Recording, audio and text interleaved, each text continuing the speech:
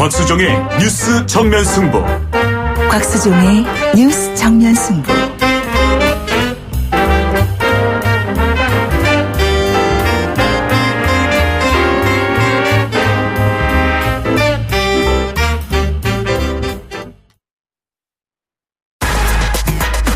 시원한 독살. 곽수종의 한방. 곽 박사님. 주파수 94.5 YTN 뉴스 FM 곽수종의 뉴스 정면 승부 3부 시작하겠습니다. 90여대의 항공기와 300발 이상의 토마호크 크루즈 미사일, 마이어와 머피 구축함, 그리고 네이비 실 특수부대로 무장한 미 항공모함 칼빈슨호 전단이 향후 24시간 내로 한반도 근해에 도달한다고 합니다. 북한 해역에서 약 12마일 정도 떨어진 동해에 머무른다고 합니다. 일단 효과는 있습니다. 사드 얘기가 쑥 들어갔습니다. 그리고 15조에 달하는 항공모함 전단을 보내놓고 미국은 그냥 돌아갈 수 있을까요? 그리고 대체 얼마나 머물 예정일까요? 만약에 북한이 대기권을 통과하는 ICBM을 개발할 경우 미국의 인내선을 분명히 넘어서는 걸 겁니다. 미국은 6차 핵실험과 중국의 수수방관을 더 이상 수수방관하지 않겠다는 게 과연 엄포일까요? 진정일까요? 미중 간 정상회담에서 어떤 딜이 있었을까요? 미일 정상회담에서는 또 어떤 딜이 있었을까요? 그런 와중에 우리는 대선이 있습니다.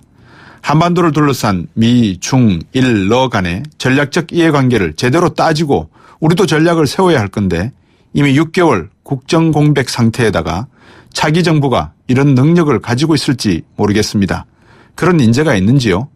지금 너 잘났네, 나 잘났네 하면서 말다툼하는데 제일입니다. 안보 문제는요. 군대 가서 총 몇 번 쏘아봤다고 해결할 수 있는 문제일까요? 살상용 수류탄 잡고 떨지는 않았는지 모르겠습니다. 안보마저 화려한 말로 하려 합니까? 안보는 외교와 경제 등 다양한 게임의 결과가 아닐까요? 우리가 찾아야 하는 지도자란 이처럼 경제, 외교, 정치 등 다양한 변수들을 오케스트라 지휘하듯 이해하고 지휘할 수 있는 사람 아닐지요? 우리 언론들도 지금 찾아주고 있는지요? 알고 계십니까? 또다시 사진이나 말로 인기 투표하는 대선으로 몰고 있는 건 아닙니까? 참 걱정이 태산 같습니다.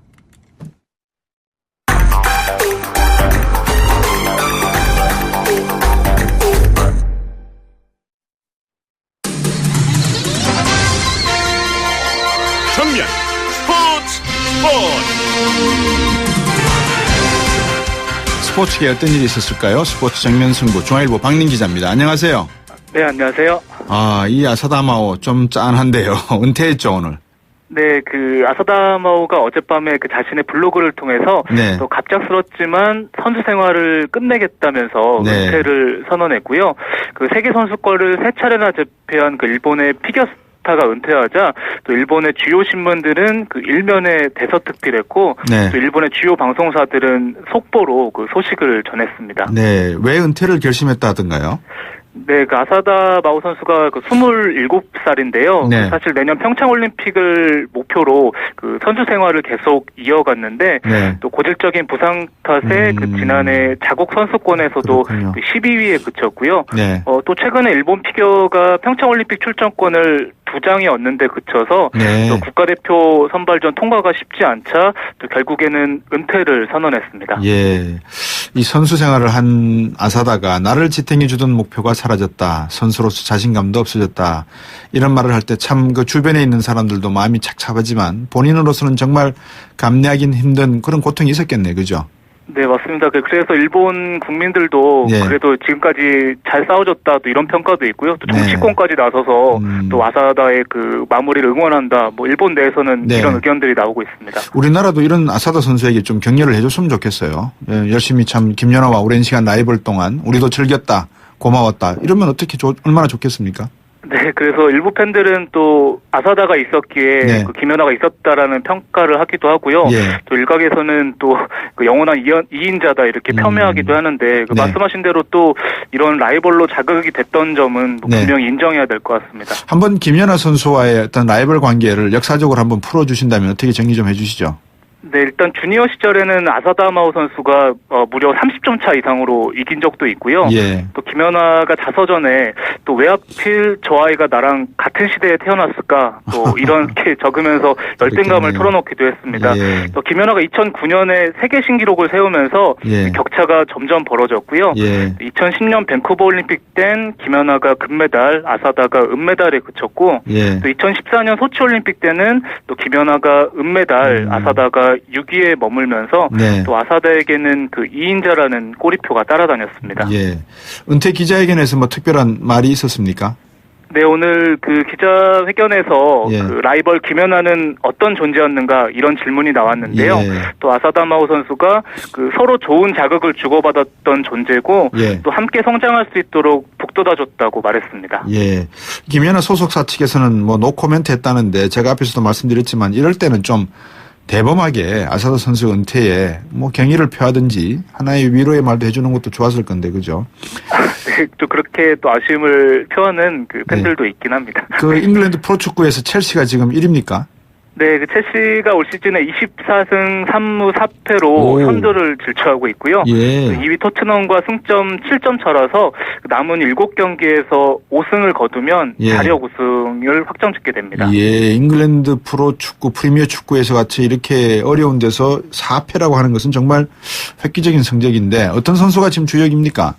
네, 그 프랑스 출신의 수비형 미드필더 캉테 선수인데요. 네. 또 캉테 선수는 키가 169cm로 그 큰 편이 아닌데도 작네요. 예. 네, 그 엄청난 활동량을 선보이고 있고요. 예. 지난 시즌에는 만년 하위팀 그 레스터 시티를 133년 만에 우승으로 이끈 데 이어서 네. 또 올 시즌 첼시로 이적해서도 또 2년 연속 그 킹메이커로 활약 중입니다. 옛날에 이회택 선수나 이런 분들 옛날에 키가 작았던 선수 중에 김진국 선수가 있었죠. 혹시 기억나신지 모르겠습니다. 네, 그 축구협회에도 또 계셨었고요. 예. 그때 당시에는 170이 안 되셨던 걸로 기억하는데 그 그러니까요. 당시에 우리나라 선수들이 키가 작았는데도 예. 또 열심히 뛰면서 그 예. 신체적인 그걸 결함을 극복한 사례가 있습니다. 예, 강태 선수도 비슷했겠어요, 그죠? 네, 사실 캉테 선수도 키가 169cm라서 예. 그 프로팀 입단 테스트에 줄줄이 탈락을 했는데요. 네. 사실 아버지가 11살 때 돌아가시고 예. 그 형제 자매가 9명이나 돼서 또 본인이 파티도 안 가고 네. 또 훈련에 매진했고요. 또 그러면서 프랑스 대표팀까지 뽑히면서 또 인생 역전에 성공했습니다. 네, 뭐든지 열심히 하면 이렇게 인생 역전할 수 있는 그런 나라가 참 좋은 나라 아닌가 싶습니다. 오늘 말씀 잘 들었습니다. 네, 감사합니다. 네, 중앙일보 박민 기자였습니다. 곽수종의 뉴스 정면 승부. 방송 들으시고 의견 있으신 분들은 지금 바로 샵 0945, 샵 0945. 짧은 문자 50원, 긴 문자 100원이 부과되는 휴대전화 문자 메시지를 보내주세요. 오늘 들으신 방송은 YTN 라디오 홈페이지와 곽수종의 뉴스 정면 승부 팟캐스트를 통해 다시 확인할 수 있습니다.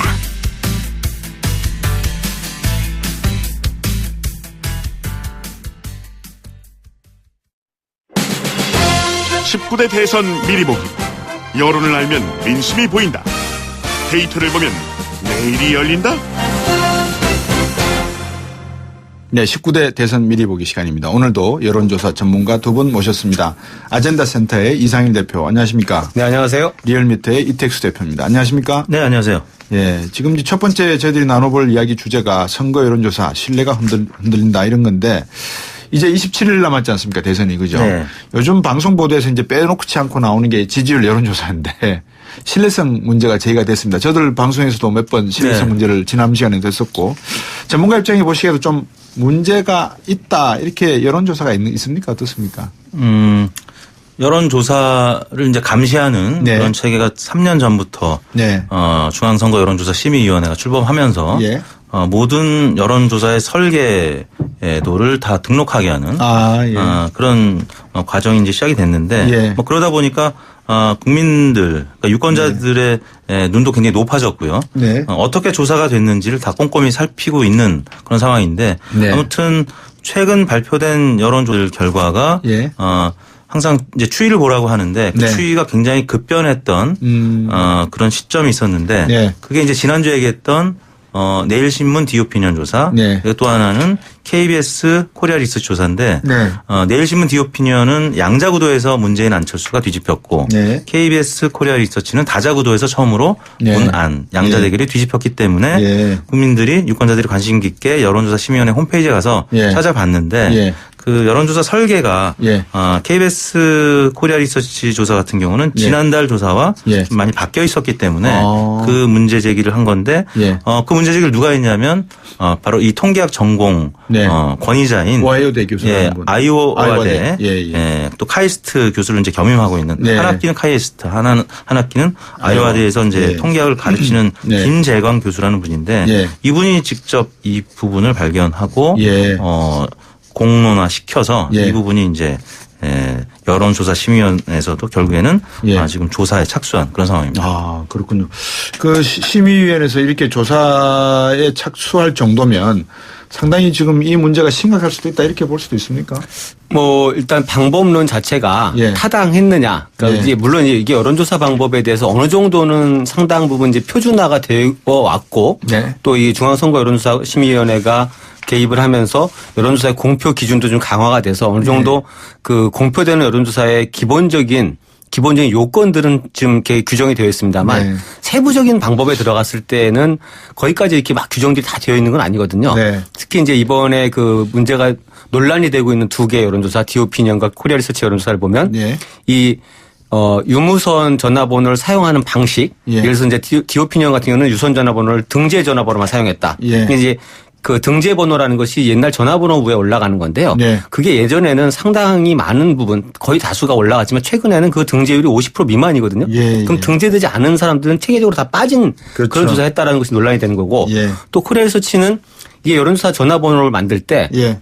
전화번호부가 따로 있지 않다 보니까 예. 무작위로 생성시킵니다. 그러니까 국번과 뒷자리 번호를 이렇게 조합해가지고 예.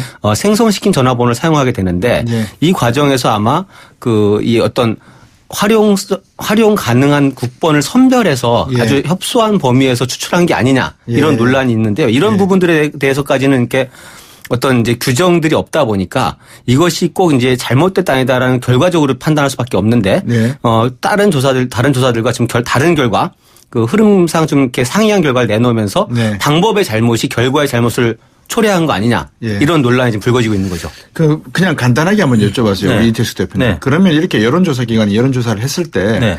먼저 한번 중앙선거 여론조사 심의위원회에 먼저 한번 판단을 거치고 네. 그다음에 이렇게 발표하는 것은 어떻습니까? 발표부터 먼저 해버리고 심의위원회에서 보는 거는 아니. 방송통신심의위원회 방송 예. 그 심의랑 거의 유사하다고 보면 되겠습니다. 아, 그렇군요. 방송이 된 다음에 예. 사후에 문제가 있으면 그러니까요. 제재를 하는 것이죠. 그래서 네. 사전에 통제를 하면 이제 혹은 언론 통제 뭐 이런 또 국민 알 권리 침해 이런 논란으로 확산될 가능성이 있기 때문에 네. 일단은 현재까지는 예. 여론조사를 공표 보도하는 시점에 동시에 여론조사 심의위원회 어떻게 조사했는지 조사 방법이 공개되고 결과는 네. 24시간 후에 여론조사 심의위원회 홈페이지에서 공개가 됐는데 예. 이번 조사는 아무튼 지난달에 8,000개의 국번을 썼던 예. 코리아 리서치가 이번 달에는 예. 60개의 국번만 예. 사용했다는 점. 예. 이 부분이 다른 조사 기관이나 또 예. 코리아 리서치 자체적으로도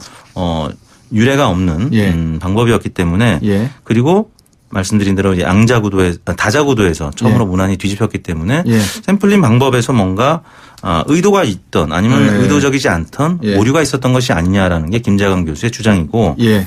이 국번이라는 게 예전에 011에서 019까지 썼었던 그렇죠. 그 시기에는 예. 국번 체계에 지역 정보가 있었습니다. 네. 가령 011 국번에서 5로 시작하는 거는 대구 경북 이쪽 일 확률이 많았었고요. 예. 그러다 보면 010으로 바뀌는 과정에서 앞에 세 자리 국번 앞에 9나 8 뭐 이런 게 붙었습니다. 네. 그래서 국번 체계가 현재는 없지만 010 식별번호로 바뀐 다음에 예. 현재는 없지만 그래도 011에서 혹은 019에서 넘어온 국번들이 여전히 지역 정보를 유추해 볼 수 있는. 예. 근데 이제 만약에 의도가 없었다면 예. 이거를 이제 국번을 소팅을 하는 과정에서 예. 1번으로 시작하는 국번에서부터 9로 시작하는 국번까지 소팅을 한 다음에 네. 어디 특정 부분 앞번호나 뒷번호 국번을 먼저 60개를 쓴 것이 아닌가. 네. 근데 그러다 보면 그 과정에서 특정 특정 지역이 조금은 더 편중될 가능성이 있습니다. 물론 네. 사후에 분석할 때는 웨이팅이라고 해서 성연령 지역 웨이팅을 줘서 고르게 네. 분석을 하게 되지만 예. 원 자료 자체가 예. 특정 지역에 좀 쏠려 있었다면 예. 이거는 집락 표집, 클러스터 표집이라고 예. 얘기하는데요. 고르게 표집이 되지 않았다. 예. 그래서 특정 집단, 예를 들어서 뭐 영남 지역에 조금 더 편중이 됐다라고 하면 예. 보수 성향 응답자들이 잡혔을 수 있다. 이렇게 추론을 하는 것이죠. 예. 어떻습니까? 지금 방금 말씀하신 우리 이택수 대표가 말한 클러스터, 그러니까 이렇게 한쪽에 이렇게 집중되어 있는 듯한 표본을 가지고 조사를 하게 되면 당연히 그쪽 지역의 특성을 가지고 있는 후보에게 유리한 결과가 나오지 않습니까? 근데 물론 이제 그런 어떤 특성이 있었다 하더라도 네. 조사를 할 때 할당이라는 것을 씁니다. 그래서 이제 지역별로 예. 유권자 비율에 맞춰서 표본을 구성하기 때문에 예. 뭐 특정 지역만 조사가 되지는 않습니다. 그래서 그렇게까지 왜곡이 되지는 않지만 예. 우리가 어떤 이제 샘플을 뽑을 때 예. 충분히 많은 숫자 속에서 이렇게 무작위로 뽑게 되면은 그 원래 있던 그 모습을 그대로 이렇게 본뜬 네. 샘플이 나와야 되는데 예. 이거를 굉장히 좁혀가지고 예. 이렇게 뽑겠다 보면 꼭 지역적인 어떤 편중이 아니더라도 네. 뭔가 원래 모집단과는 좀 다른 특성을 가진 사람들이 예. 조금은 더 잡힐 수도 있다. 그러니까 이게 뭐 엄청난 왜곡은 아니지만 사실 지금 이제 대선 여론조사에서 굉장히 예민한 부분이 뭐 이게 이강구도가 되면서 뭐 1, 2% 가지고 엎치락뒤치락 할 수도 있고 순위가 바뀌는 상황이기 때문에 네. 그러다 보니까 이게 뭐 지역이라는 어떤 그 할당 쿼터를 맞췄다 하더라도 예. 초에 추출한 틀이 과연 전체 모집단과 비슷한 속성을 가지고 있느냐 이런 네. 부분이 좀 달라질 수 있다라는 우려가 있는 거죠. 예, 예. 자, 선관위가 이제 조사에 들어간 KBS 연합뉴스가 코리아 리서치센터에 의뢰한 앞에서 말씀해 주신 여론조사 5자구도, 4자구도, 양자구도 이 모수에 앞서는 전부 이제 그런 결과였는데 첫 번째 의혹부터 한번 여쭤볼게요. 비적격, 다시 말해서 이제 결번이나 유선전화의 경우에는 이제 팩스 같은 걸로 전화번호 비율이 3월 조사에 비교해서 크게 줄었다. 그래서 이로 인해서 표본 추출 왜곡 가능성이 있다. 3월 조사에서는 유선이 71,599개, 무선이 62,775개 된 게 비적격 번호가 4월 조사에서는 각각 2,460개, 2,650개에 불과한 걸로 나타났다. 이런 의혹적인 측면이 하나가 있고요. 여론조사에서 비적격 사례가 10% 미만으로 떨어질 확률이 실제 나올 수 있는가 이런 질문이 생기거든요. 그러면 이제 김재관 교수가 지적하는 예. 오류의 가능성은 바로 이제 패널 조사가 아니겠느냐. 예. 패널 조사는 일반 RDD 조사와는 분명히 다른 성격의 결과를 나타냅니다. 그게 보수 쪽이든 진보 쪽이든 네. 저희 경험적으로 같은 전화번호를 반복적으로 사용했을 때 예. 특정 정파에 네. 유리한 결과들이 반복하면 반복할수록 예. 나타났던 거를 저희가 이제 경험을 했어요. 그래서 예. 이 조사는 사실은 패널 조사를 너무 반복하면은 예. 좀 리스크가 있기 때문에 이 조사가 패널 조사면 여론조사 심의위원회에도 패널 조사입니다라고 등록을 해줘야 됩니다. 그런데 예. RDD 조사라고 했는데 성격상으로는 비적격 번호가 굉장히 적었기 때문에 예. 이건 패널 조사의 성격이 아니겠느냐. 그러니까 예. 지난 3월이나 2월 달에 과거에 조사했던 DB 중에 예. 응답을 한번 해줬던 예. 그 DB가 많이 섞여 있지 않겠느냐라고 합리적 의심을 한다라고 김재관 교수가 얘기했고 충분히 예. 그럴 가능성이 있는 것입니다. 예. 우리가 방금 우리 이택수 대표께서 패널 데이터라고 했는데 네. 패널 데이터가 어떤 시계열 데이터 뭐 이런 식으로 해서 어떤 차이가 있는지 좀 설명 좀 해 주시죠. 예를 들면 두 가지입니다. 예. 뭐 인터넷 패널 회사가 있어서 예.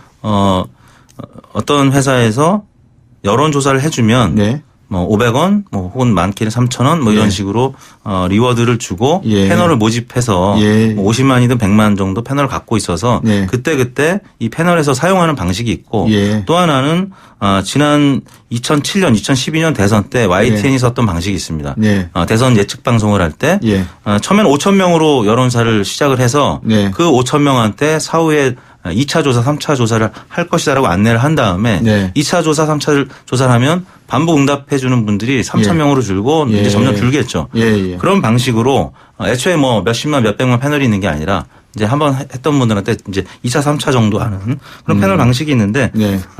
이 조사가 이제 후자의 성격이 아니겠느냐. 예. 예. 아무튼 패널 조사를 하게 되면 중요한 거는 우리가 패널 조사했다고 그대로 열심히 등록을 해야 되는데 그렇죠. 그렇지 않았다라는 어떤 의혹이 있는 것입니다. 그러니까 패널 데이터로 패널 조사로 방식을 썼으면 패널 조사 방식이었다라고 밝혔어야 네. 되는데 그걸 밝히지 않고 네. 했다는 말씀이거든요. 19대 대선 미리 보기 아젠다 센터 이상일 대표 그리고 리얼미터의 이택수 대표 두 분과 함께하고 있습니다. 잠시 후 이어가겠습니다.